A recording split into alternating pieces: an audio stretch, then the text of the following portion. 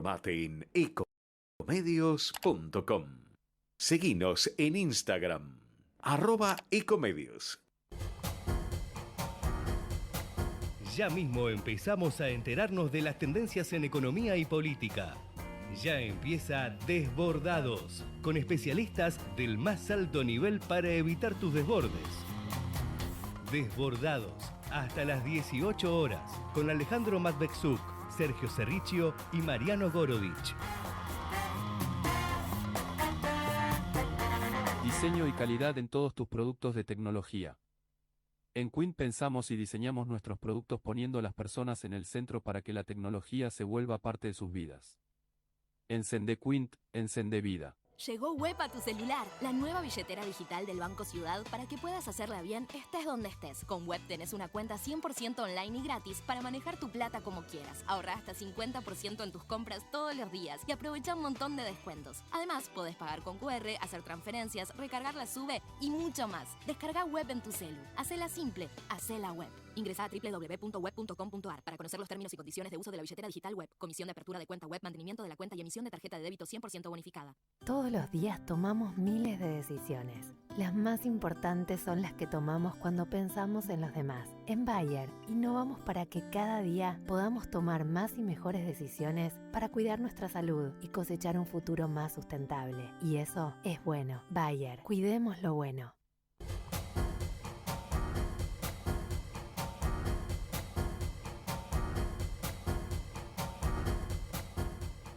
Buenas tardes, bienvenidos a una nueva emisión de Desbordados, acá desde los estudios de Ecomedios, AM1220, en la ciudad de Buenos Aires. Estamos con un clima, estamos en el medio de esta ola de frío que afecta a gran parte, prácticamente a todo el país, con diferencias de temperatura de entre 4 o 5 grados por debajo de lo que era en cada zona, en cada región del país.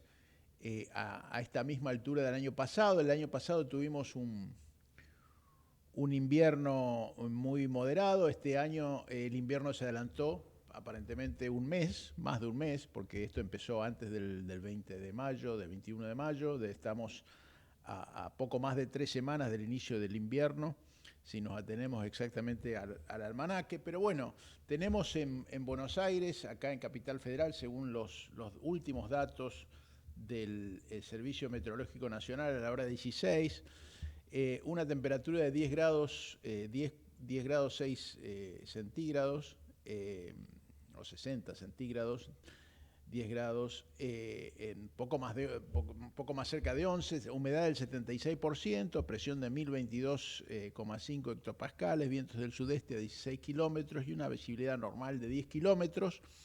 Pero bueno, lo que hemos tenido y lo que caracteriza, creo yo, a la situación climática de las últimas 2 semanas es un frío sostenido. Normalmente en esta época puede haber días fríos, pero lo más llamativo es que sean tantos y que se encadenen y haya un pequeño remanso, un pequeño respiro del frío y vuelven los días fríos. Eso hace, por ejemplo, va a hacer que, por ejemplo, la Argentina, que en este año, en el inicio del año, había hecho solamente 2 licitaciones de gas natural licuado, va a tener que salir a comprar rápidamente. Está faltando gas en muchas estaciones de GNC. Hay contratos, si en el tema del gas hay contratos llamados interrumpibles y otros no interrumpibles, y por lo tanto le están cortando gas a aquellos contratos que tienen la cláusula de interrumpibilidad. Me salió bien la palabra.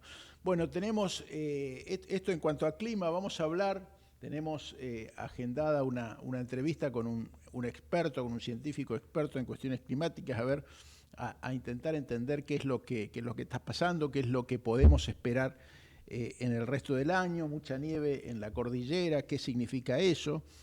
Va a haber niña esta segunda mitad del año, va a haber niña más adelante en el año. Bueno, ese tipo de preguntas vamos a hacer en esta entrevista que tenemos pautada y esperemos que podamos concretarla. Vamos a conocer la semana próxima la segunda semana posterior, los datos de inflación de mayo, que dicen que está viniendo en torno, lo mencionaba hace un rato en Precisiones Marcelo Batis, entre el 4,5% y el 5,5%, hay diferentes estimaciones, pero esto tiene que ver a su vez con la postergación de los que estaban programados como aumentos, una seguidilla de aumentos en las tarifas de luz, gas y electricidad, que ya obviamente se produjeron los primeros aumentos, que estos llevaron además a un fuerte aumento de las expensas y también a un fuerte aumento del precio del pan. Esto lo leía, era una cosa notable que se había producido en las últimas semanas. La semana pasada habíamos hablado con Mariano sobre el final del programa acerca del salto del dólar. Ahora, el viernes empezó a retraerse el dólar, hoy parece que esto continuó. Vamos a ver cuáles son las perspectivas para la semana y las próximas semanas cuando hablemos con Mariano. Esta noche viaja el presidente Javier Milei con el ministro Caputo, no va, está en penitencia y no sabemos qué va a pasar. El jefe de gabinete, no sabemos qué va a pasar con él. El jefe de gabinete, Nicolás Pose, aparentemente tiene tarjeta amarilla, que puede ser roja en cualquier momento. Viajan Milei y Caputo, decía, y van a verse en el día miércoles, van a tener entrevistas con una serie de CEOs, digamos, de gerentes máximos ejecutivos de compañías tecnológicas como Meta, que es lo que se conoció más inicialmente como Facebook, Mark Zuckerberg, que debe ser uno de los el joven millonario como joven más rico del mundo. Se va a ver en principio con Sam Altman, que es el CEO de OpenAI, que es OpenAI o AI, como le dicen los americanos, el creador de ChatGPT. Se va a ver con Tim Cook de Apple y se va a ver con Sundar Pichai de Alphabet, de Google, en realidad, que es una empresa de Alphabet. No sé qué puede salir de este tipo de encuestas, de este tipo de encuentros, quiero decir. Lo que sí es notable que algunos de estos han tenido conflictos personales y de negocios con Elon Musk, que es a quien el presidente ya vio 2 veces. Yo tengo mis serias dudas de que puedan venir por este lado de este tipo de empresas inversiones a la Argentina, pero claramente al presidente le gustan este tipo de contactos en la medida que destacan su perfil internacional, su perfil de radical, como lo bautizó la semana pasada al dedicarle la portada a la revista norteamericana Time. Hoy salió en el boletín oficial una autorización a la tesorería, esta es otra novedad que vamos a conversar también, una autorización para endeudarse el Tesoro, emitir bonos por hasta 35 billones de pesos. Billones en español son 35 millones de pesos. Esto es parte de la política del gobierno de que el Tesoro le vaya comprando deuda al Banco Central y le vaya liberando, le vaya limpiando el balance al Banco Central para que el Banco Central no genere esta llamada emisión endógena a partir de la deuda con los bancos del sistema comercial. Y por eso mismo, precisamente, y esto lo hemos hablado también en otro momento con Mariano Gorodich, los bancos están empezando a buscar clientes. Es parte, por ejemplo, del fenómeno de los créditos hipotecarios, que ya hay 14 bancos que los están ofreciendo. Bueno, este es un poco un picado de temas que tenemos del frente económico de esta semana, que vamos a tratar en los próximos bloques, y también tenemos novedades judiciales que vamos a conversar después de esta primera pausa musical.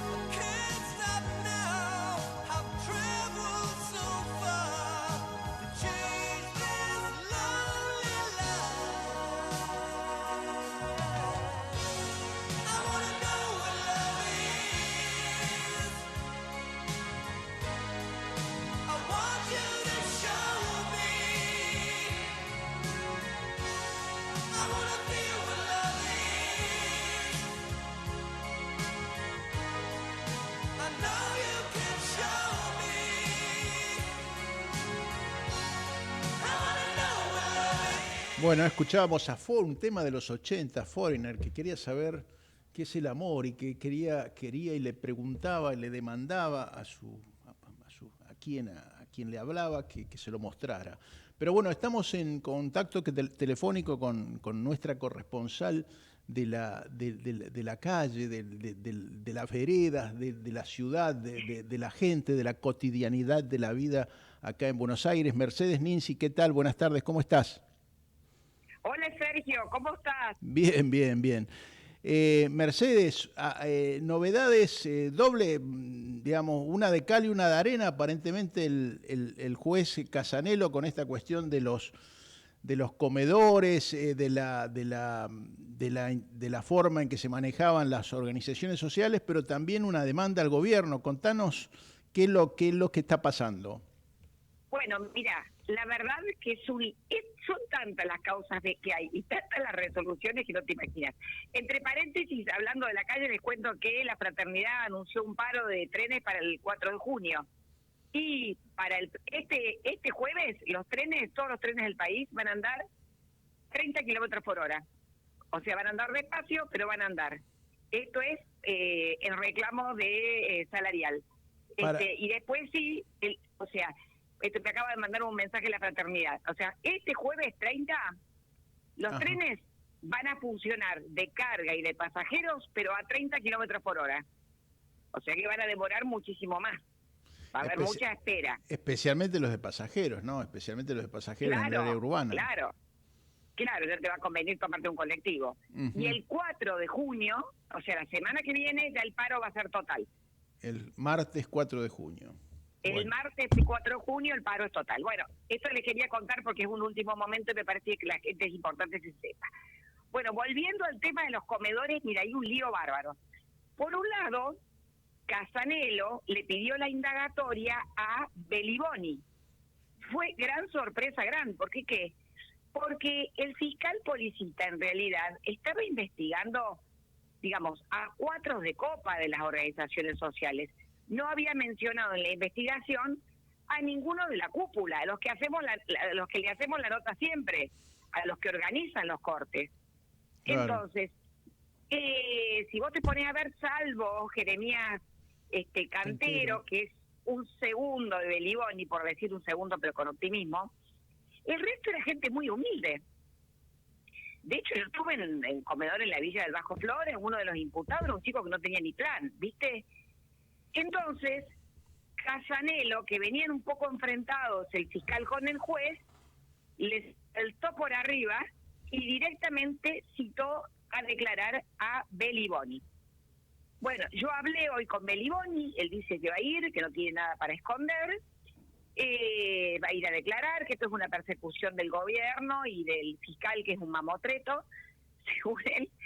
Bueno, y en el medio, ¿y cuáles son las pruebas que tiene Casanelo para citarlo directamente a Beliboni? Eso es precisamente lo que te iba a preguntar, ¿no? Pero además, como decís, Beliboni le apunta al fiscal, pero en realidad el que decide llamarlo es el juez.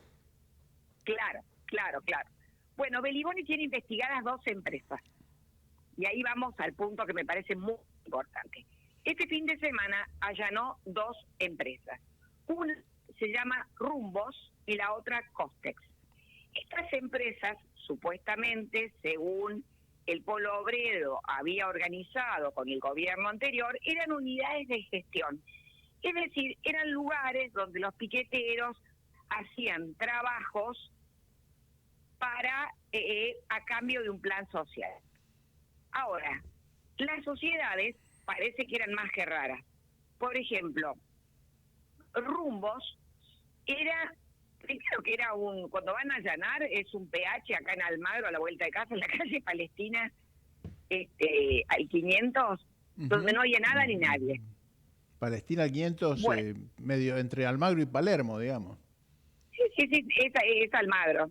Sí, pero es más Almagro, porque es más cerca de Rivadavia. Bueno, la cuestión es que no hay nada en esa empresa que supuestamente hacía una coordinación con el gobierno por los planes, o sea, no existía el lugar. Y aparece, además, no solamente no existe, es un sello de goma, sino que aparece como aportante para la campaña del Partido Obrero. Entonces, por un lado, supuestamente allí trabajaban los del potenciar trabajo, pero por otro lado aportaba para la campaña. En una palabra, era nada, era militancia rentada, eso era todo. Claro, además, dinero del gobierno que volvía al gobierno, en definitiva, o al partido de gobierno, o a la campaña del gobierno. No, iba al partido, claro, iba al partido. Para ellos tiene una financiación de los partidos políticos como lo tienen todos. Esa es la primera. La segunda ya es un escándalo, porque es la empresa Coptex descubrió el juez que era una fábrica de facturas truchas. Una usina, como le decían en la época de las usinas de facturas truchas allá en el sur de Lázaro Báez. Claro, que también fue otra causa que tuvo Casanelo. Bueno, efectivamente, según la investigación de Casanelo, se inventaban facturas. ¿Para qué? Para desviar los fondos que mandaba el gobierno para los comedores y para los planes. Entonces, por ejemplo, me dicen que era como muy burdo ya. O sea, toda la facturación tenían un números uno detrás de otro, los números eran redondos, o sea, era muy obvio que estaba todo dibujado. Y entonces, por ejemplo, aparecía una facturación a un taller textil. Bueno, dirás, ¿y taller textil hace ropa para pobres o hace ropa de trabajo? No, el taller textil hacía las pecheras del polo obrero. Bueno, o sea, fabricaban gastos de cualquier forma para justificar de alguna manera el dinero que mandaba el gobierno y hacer creer que ese dinero iba para los comedores. Pero la realidad es que iba para el partido. Claro. Y además de facturas de estas fábricas de facturas truchas, ¿habían descubierto antes, o tal vez no se sepa todavía porque la causa es muy reciente, el uso de facturas truchas en ciertos movimientos de dinero? ¿Ya estaba? No. Todavía Esta es no. La primera vez. No, que fue viste que el fin de semana hubo secreto sumario, hasta ahora al mediodía, era porque estaban haciendo estos allanamientos. Ahora sé que están allanando a un contador. Viste, bueno, después de un allanamiento de una empresa, siempre es la típica después del allanamiento del contador, a la gente que laboraba supuestamente en la empresa. Pero bueno, la verdad que no podemos decir que Beliboni robaba para él, porque el tipo te muestra su casa, vive pobre, es electricista, pero que se desviaba plata para el partido, se desviaba, está clarísimo. Está claro. Y la otra parte del movimiento de lo que decía, una de cal y una de arena, una para cada lado, en todo caso, es esta orden para que el gobierno distribuya alimentos que, bueno, que ya además había habido intervención de la iglesia de un claro. sacerdote, de un monseñor Ojea, ¿no? De monseñor Ojea. Bueno, ahí está, fíjate, es una causa por abuso de autoridad que había denunciado Grabois contra la ministra Sandra Petovelo. Por la no distribución de alimentos. Por la no distribución de alimentos. Él dice que tanto en los galpones de desarrollo social en Villa Martelli y uno de Tucumán, en Tafí Viejo, está la comida ahí que se vence y no le entregan. Bueno, ¿te acordás que había salido Pablo de la Torre, que es el encargado del ministerio de distribuir la comida, a decir que era solamente para catástrofes? Después salió Monseñor Ojea este fin de semana con una homilía muy dura, diciendo que la comida había que distribuirla. Entonces, a raíz de todo esto, el juez Casanelo da una orden para que, son varias órdenes que da Casanelo. En realidad lo primero que pide es que en un plazo de 72 horas se informe el stock de alimentos que tiene el Estado Nacional en esos depósitos. ¿Y qué tipo de alimentos? ¿Cuándo se compraron y cuándo vencen? Que me parece lo más importante, ¿cuánto vencen? Y después le pide a Capital Humano que también le digan a Sandra Petovelo que le muestre el expediente, es decir, a cuánta plata se compró y a quién.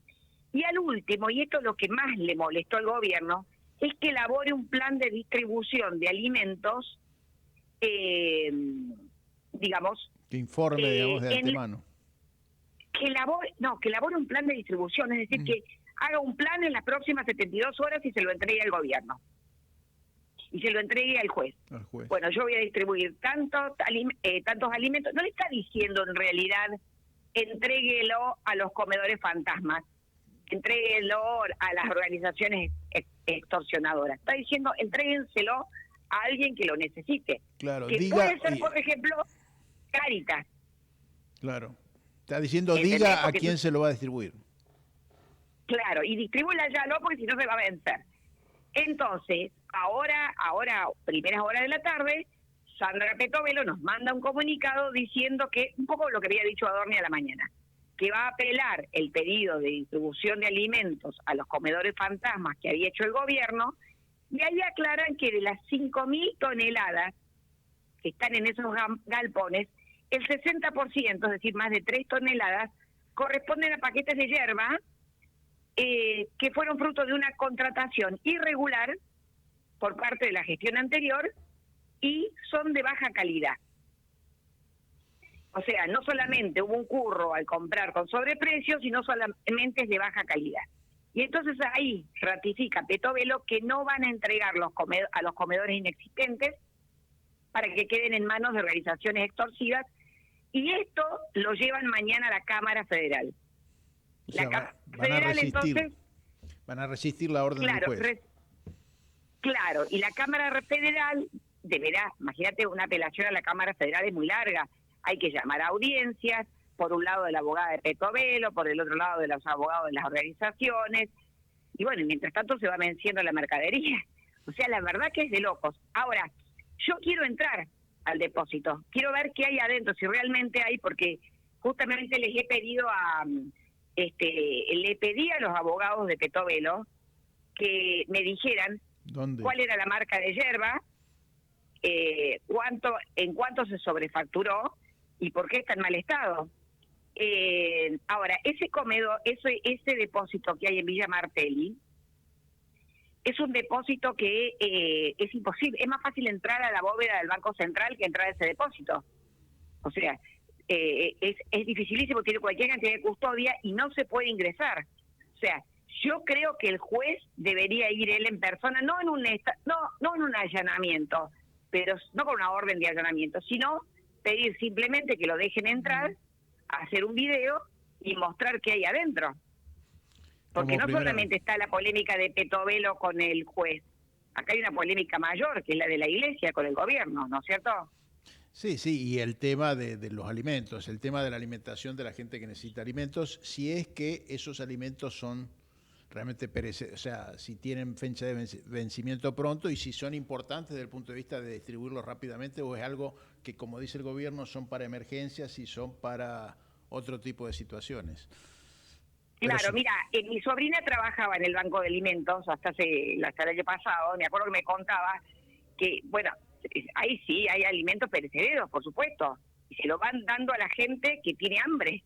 Por eso me parece que el juez tiene que ir a ver, porque no es lo mismo lo que viene en la denuncia de Grabois, que puede venir muy contaminada, o lo que te manda el gobierno, sino él tendría que ir a hacer se llama inspección ocular.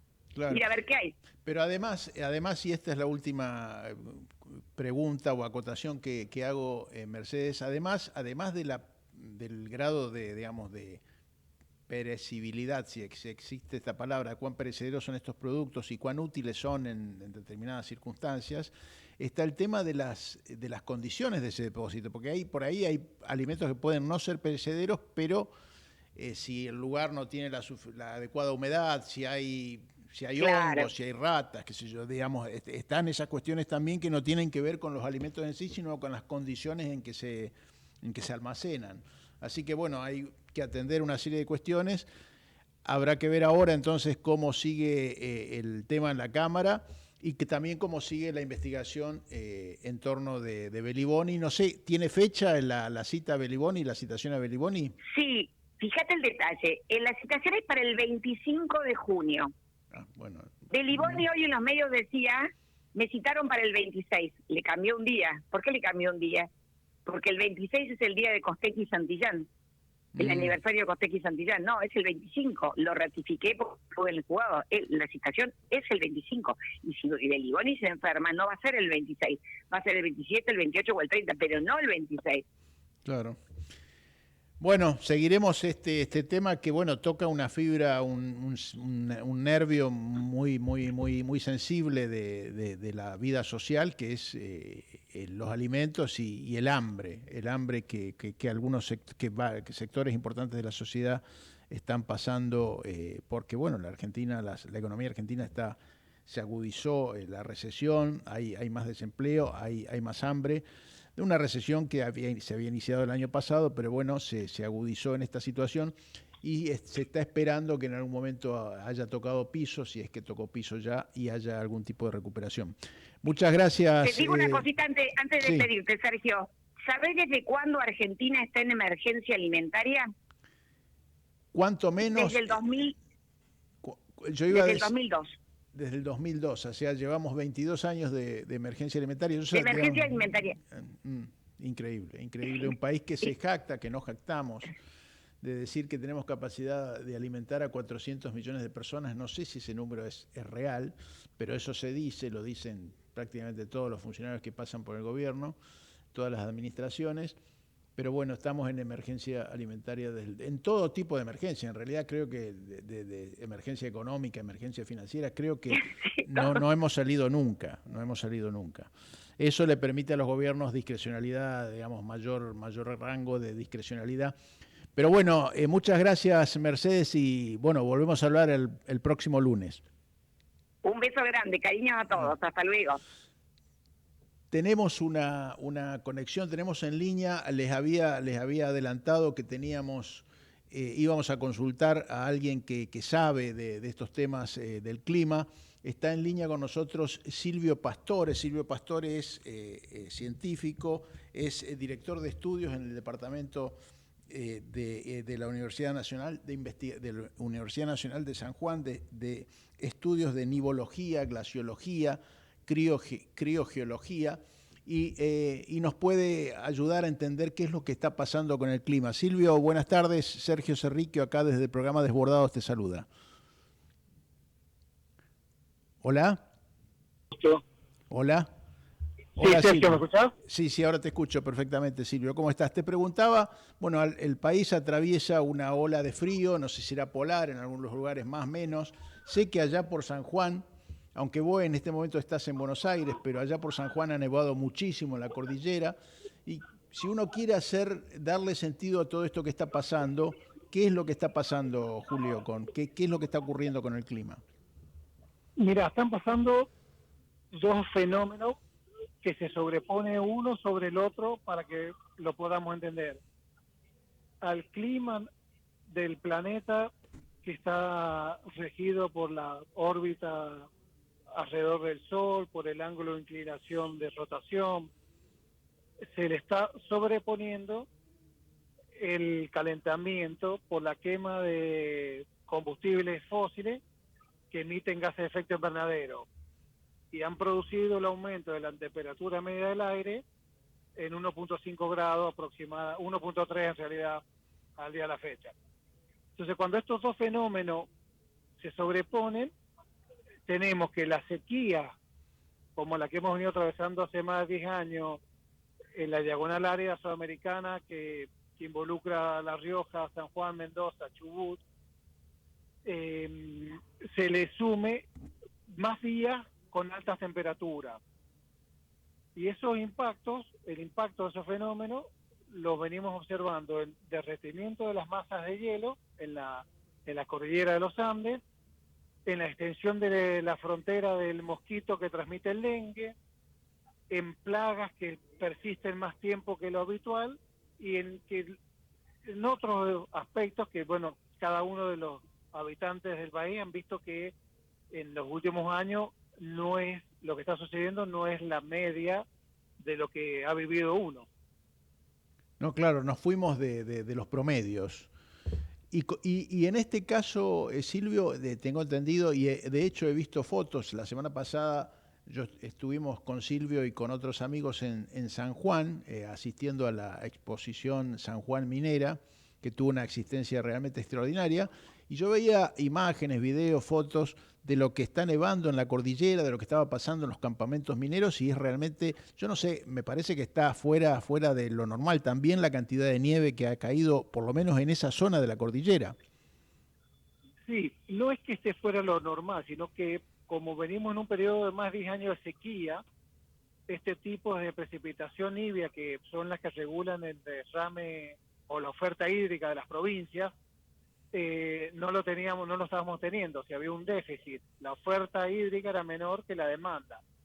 Esta nevada es como un pico que se presenta, una interrupción del periodo de sequía, que todos los modelos indican que va a persistir hasta el 2100, y que cada cierta periodicidad, cada 7 años, cada 5 años, va a haber un pulso más húmedo, que esperamos que este año sea uno de esos pulsos, pero es algo momentáneo que lo que hace es otorgar a la sociedad una oportunidad de tiempo para que se adecue lo más rápido posible a estos nuevos escenarios de escasez hídrica. Esa nieve que ha caído, Silvio, ¿afecta específicamente esa zona del país o va a tener que ver en general porque últimamente se venía alertando de que en la segunda mitad del año, más específicamente hacia el último trimestre o el último cuatrimestre de este año, podía volver a haber una niña, es decir, un periodo seco? Estas alertas aparentemente se fueron amortiguando, se fueron morigerando últimamente, como que bueno, tal vez no tengamos de vuelta otra sequía. ¿Tiene que ver con esta nieve que ha caído tan intensamente en lugares como San Juan? Hay un factor que se está estudiando y que podemos monitorear, lo que se conoce como las siglas ENSO. Se habla mucho del año Niño cuando hay aumento de temperatura en el Océano Pacífico a la altura de Ecuador, o año Niña cuando está más frío. Y eso altera toda la meteorología planetaria, porque cuando hay más temperatura en el Océano Pacífico hay más evaporación.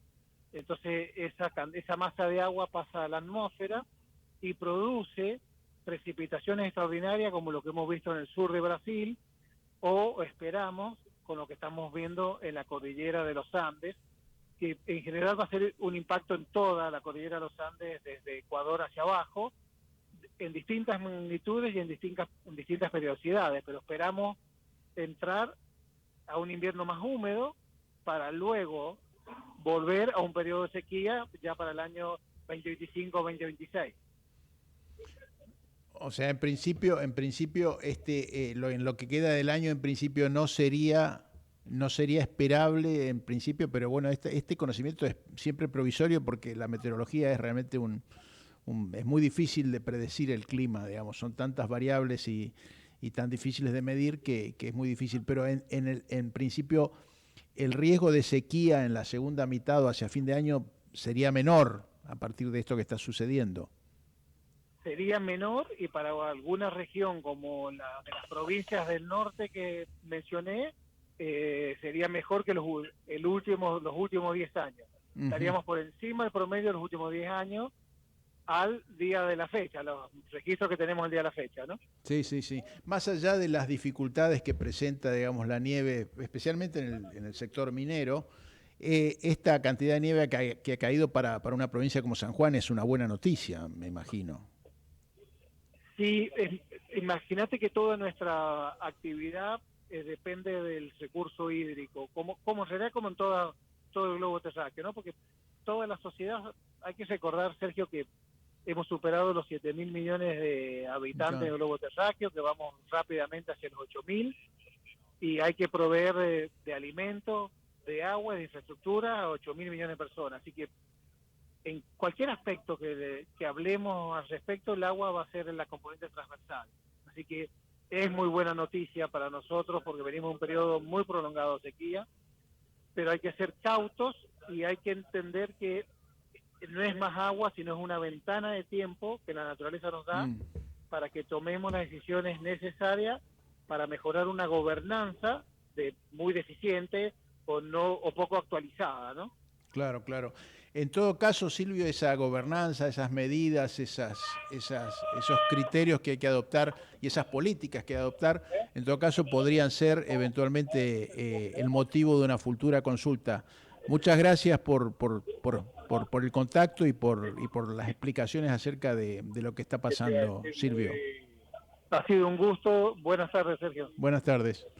Hacemos una breve pausa musical y después vamos a dedicarnos un poquitín a la llamada macroeconomía. AM1220. Estamos con vos. Estamos en vos. American and Merit Hoteles. Primera cadena hotelera argentina. 3, 4 y 5 estrellas.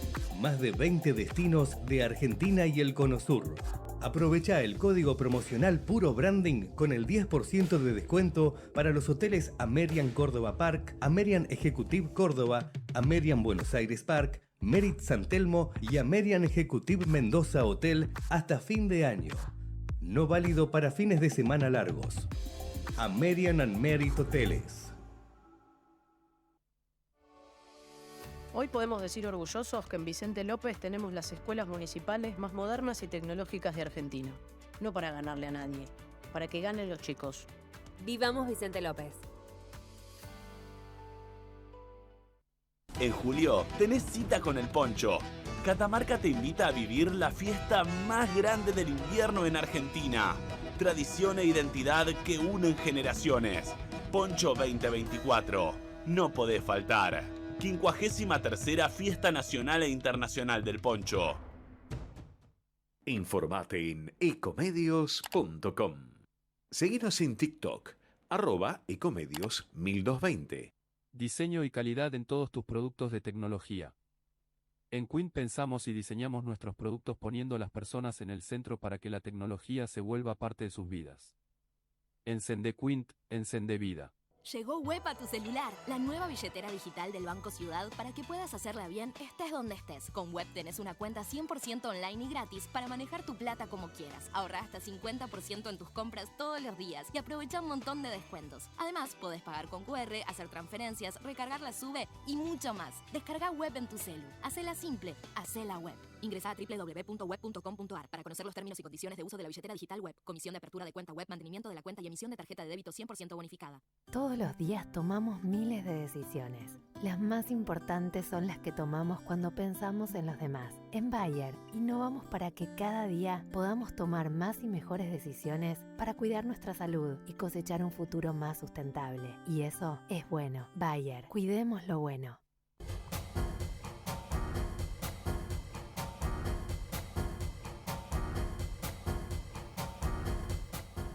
Bueno, les decía hace unos minutos que íbamos a intentar aproximarnos a eso que se llama macroeconomía. El presidente, el ministro de Economía han hablado la semana pasada acerca de dolarización, hablar de competencia de monedas. Y bueno, es un tema bastante difícil de entender, de aprehender para la mayoría de la sociedad. Cuáles son las alternativas, cuán cerca eventualmente estamos de alguna de esas alternativas.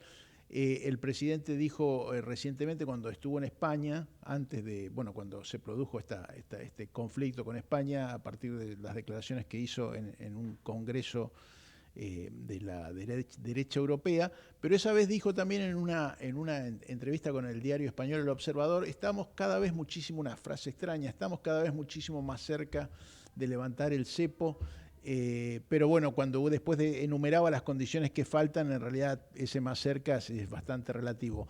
Estamos para intentar entender y aproximarnos a este tema, estamos en contacto con Jorge Vasconcelos, economista jefe del IERAL, de la Fundación Mediterránea. Buenas tardes, Jorge, te saludamos aquí desde el programa Desbordados en Ecomedios.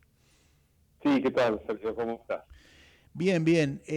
Jorge, escribiste en la semana que pasó un trabajo junto a Maximiliano Gutiérrez de cuáles son las alternativas, si la competencia de monedas y la dolarización son algo compatible o son cuestiones excluyentes. Y mencionabas ahí si la Argentina va hacia el modelo del Salvador en términos de una dolarización o hacia el modelo peruano en términos de competencia de monedas, que en el caso peruano además se impuso la moneda local, el sol, que en la Argentina eventualmente sería el peso. ¿Cómo es eso? ¿Por qué es esa la alternativa, digamos, a la que aparentemente se está encaminando la Argentina? Las opciones, mejor dicho. El objetivo de dolarizar la economía, que fue anunciado por el presidente Milei en la campaña electoral, no se ha resignado. Eso hay que tenerlo presente. Pero como no existen los dólares en las reservas del Banco Central para hacer un rescate de los pesos, que fue lo que se hizo en Ecuador, por ejemplo, a principios de los 90, a principios de los 2000, perdón, digamos, como no hay los dólares para rescatar los pesos de circulación, hacían falta más de 35.000 millones de dólares, y hoy las reservas netas del Banco Central son cero prácticamente, o sea, estamos lejísimos de esa posibilidad. Se abrieron, como eso empezó a quedar opacado por la cruda realidad, digamos, por las restricciones que impone la cruda realidad, empezaron a plantearse otras opciones. A mí la que me resultó más interesante es la idea de una competencia de monedas al estilo de lo que ocurre en Perú. Eso es bimonetarismo genuino, digamos así, o sea, la gente que tiene soles puede, digamos, levantarse a la mañana, hacer 2 clics en su cuenta bancaria y pasarlos, esos soles, a dólares y viceversa, y no paga impuestos, no hay trabas, digamos, para que eso funcione. De todas maneras, el esquema de Perú requeriría estar dispuesto a aceptar que haya una especie de flotación, o sea, un tipo de cambio no fijo entre el peso y el dólar, una flotación que en el caso de Perú arrancó como flotación sucia, es decir, una flotación que admite intervenciones del Banco Central para moderar los movimientos bruscos, ya sea hacia arriba o hacia abajo de la relación peso-dólar. Esa opción, la de Perú, es la que me pareció siempre más interesante, pero desde hace un tiempo esta parte, el gobierno, los principales funcionarios han empezado a hablar de una especie de dolarización endógena, por la cual el Banco Central tendría prohibido emitir pesos, incluso para comprar dólares. Es decir, hoy cuando el Banco Central compra dólares, digamos, emite pesos para canjearlos por esos dólares que está comprando. Es una fuente de emisión monetaria mucho más genuina, digamos, obviamente, que emitir pesos para financiar el déficit fiscal, pero es emisión de pesos. Lo que están diciendo, o lo que han dicho últimamente los principales funcionarios, es que lo que tienen en la cabeza es una restricción para que el Banco Central pueda emitir pesos en cualquier circunstancia, es decir, excluye también la posibilidad de comprar dólares a través del Banco Central emitiendo pesos. Entonces, ese esquema es mucho más parecido a lo que se implementó en El Salvador a principios del siglo XXI, digamos así, donde no hay competencia de moneda, porque el colón o la moneda local es una moneda residual, son centavos para el cambio, digamos, es muy diferente al caso de Perú.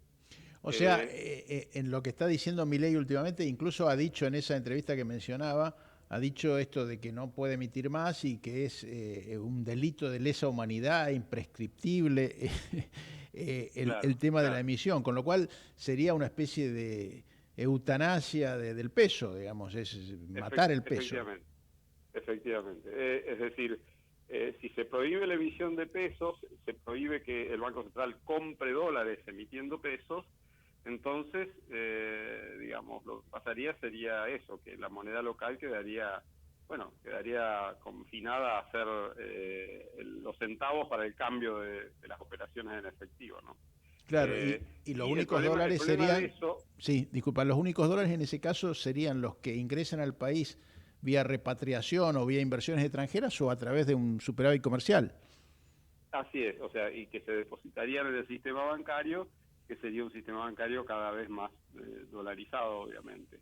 La desventaja que tiene este esquema es que, quedaríamos sin instrumentos de política macroeconómica y además tendríamos el riesgo de tener un sistema bancario dolarizado, pero a diferencia de Grecia, de Portugal, de España, que tienen, que han resignado su moneda a manos del euro, a diferencia de esos países del sur europeo, no tendríamos tampoco un prestamista de última instancia. O sea, las crisis que tuvieron muy severas, el caso de Grecia hace un tiempo atrás, unos años atrás, se resolvieron simplemente porque el Banco Central Europeo tiene un poder de fuego terrible y se puso detrás de la crisis e impidió que la crisis se agravara.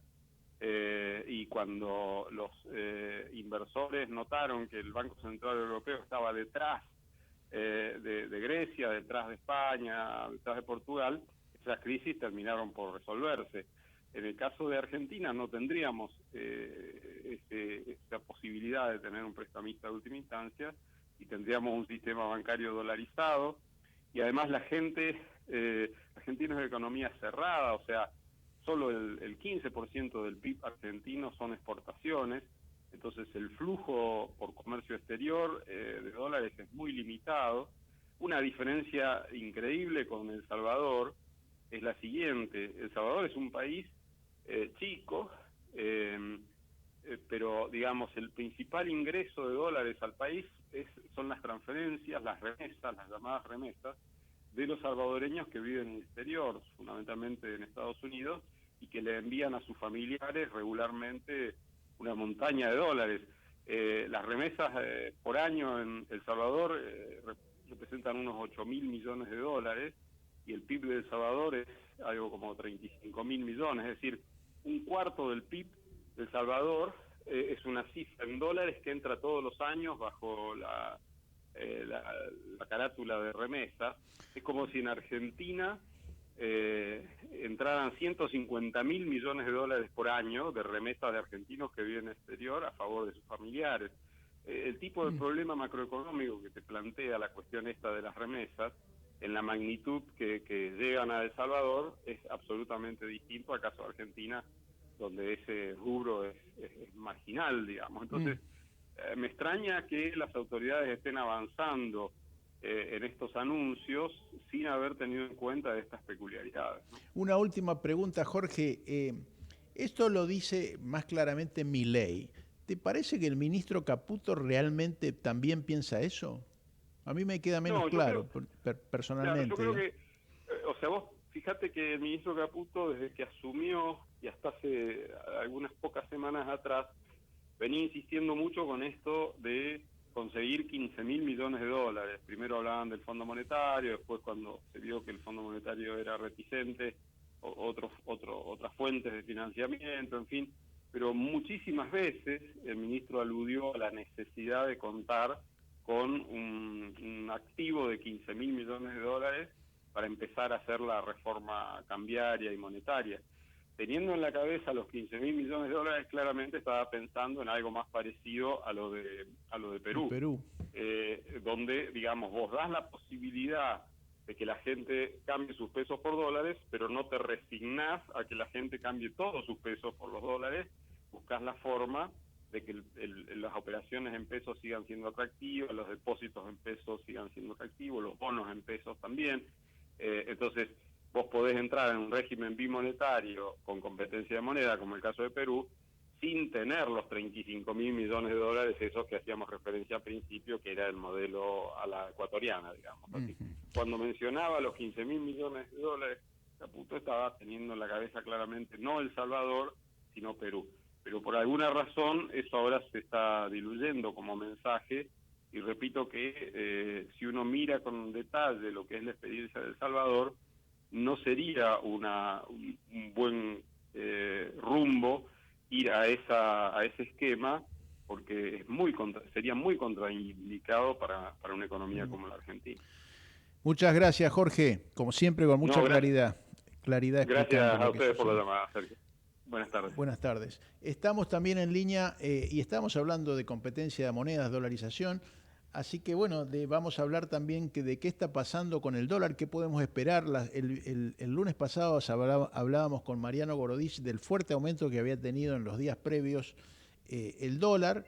¿Qué es esperable esta semana? Hoy bajó. Mariano, estás en línea. Buenas tardes. ¿Nos contás qué está pasando y qué se puede esperar en los próximos días con el dólar? Sí, ¿cómo estás? Un dólar más hacia la baja que se espera, porque ya estamos entrando en fin de mes, se necesitan pesos, una plaza seca de pesos, es lo que dicen en las mesas de dinero de la Citi, por eso hoy llegó a bajar hasta 1.150 el dólar blue, luego terminó en 1.200, pero para los próximos días se espera un dólar que siga en descenso. A ver, estacionalmente siempre pasa que principios de junio empieza a haber faltante de pesos, porque no solo tenés el pago de sueldos, sino también el de medio aguinaldo, y en junio los vencimientos impositivos de ganancias y de bienes personales, todo que se paga en pesos, por lo tanto dólares sobran y pesos faltan. ¿Sí? Recién a partir del 15 de junio es cuando la ecuación se da vuelta, ya mucha gente cobra el aguinaldo y ahí sí puede dolarizarse. Incluso el alza del dólar, lo que llegó, el contado con liquidación, hace que ya exportadores digan, bueno, listo, ya el dólar puede llegar a descender, y el 20% que liquidan a través del contado con liquidación, mejor hacerlo ahora y no después. Pero sin embargo, el Banco Central hubo una jornada atípica, ¿no? Luego de comprar y comprar dólares, tuvo que salir a vender dólares, ¿no? Para pago a importaciones. Claro, pero además en los próximos meses sería una buena noticia que si la economía se reactiva o rebota un poquito, haya más importaciones. Tal cual, sí. Por eso hay que tener los dólares para pagarlas. Estamos entrando también, junio es un mes fuerte, ¿no? De liquidación del agro, cuando el presidente Javier Milei salió diciendo, negando cualquier tipo de atraso cambiario, de corrida cambiaria, diciendo el Banco Central compra dólares, por lo tanto no es un escenario ni de atraso ni de corrida. Claro, estaba comprando 50 millones de dólares cuando debería estar comprando 200, ¿no? En plena liquidación de la cosecha. Eso fue lo que le faltó decir al presidente. Claro. Y recién hablábamos precisamente con Jorge Vasconcelos de la Fundación Mediterránea acerca de estos discursos que ha venido dando el presidente Milei de ir hacia una... De vuelta, vuelve a reivindicar el modelo dolarizador, pero seguimos sin los dólares necesarios para hacerlo. Sí, tal cual, y con China pidiendo una disculpas de Javier Milei para poder renovar el swap, que ya te vence ahora a fin de junio, 2.900 millones de dólares, que hay que pagar si Javier Milei no se disculpa por sus declaraciones. En julio, otros 1.900 millones más, por lo tanto, hacete una cartita de disculpas y listo, ya está, sí, estamos necesitándolos, ¿no? Claro. Sí, pero ahí lo quiero ver a Milei en eso. Antes se hablaba de los 15.000 millones que iban a venir, ahora más se está hablando de los que no se vayan, ¿no? Claro, de los 4.800, entre 4.800 y 5.000, que además había habido ciertos comentarios, especulaciones, digamos, anticipaciones acerca de si eventualmente, incluso si es que tuviera los dólares, porque realmente no los tiene, el Banco Central debería quedar de vuelta en terreno muy negativo en términos de reservas, pero ponerle que de algún lado, con imprimiendo dólares, se le pagara a China. Eso también podría ser fuente de roces con otros países que no quieren que se trate de modo discriminatorio a distintos acreedores, ¿no? Eso también sería un tema. Sí, tal cual. Sí, por supuesto. Mientras, el Banco Central está viendo a ver el número final de inflación, ¿no? ¿Cuál es el que da en mayo? Si da 5%, que empiece con un 5, como que todos dicen. Si le queda margen para seguir bajando un poquito más la tasa, van a esperar que el dólar siga bajando más, a niveles de 1.100, para hacer otra baja más en la tasa política monetaria, que no sea tan fuerte de 1.000 puntos, que sea de 500 al menos, pero claro, tiene que avanzar la ley base para eso. Ese es el gesto que falta, que es del frente político, que bueno, todavía no, eso lo recordaba en un tuit anoche bastante comentado en la jornada de hoy de Carlos Rodríguez. El presidente sigue hablando de que es el campeón mundial del ajuste, etcétera, pero todavía no tiene ninguna sola ley. Muchas gracias, Mariano. Volvemos a hablar el próximo lunes a ver cómo sigue esta historia del dólar y todo el frente financiero. Dale, por supuesto, Sergio, un placer. Abrazo. Bueno, y ya estamos sobre las 18 horas. Nos despedimos hasta el próximo lunes cuando nos encontremos nuevamente en Desbordados. Esto fue Desbordados con Alejandro Matbetsuk, Sergio Cerrichio y Mariano Gorodich. Te esperamos el próximo lunes a las 17 horas con la información que importa. Una producción de El Tablero Producciones.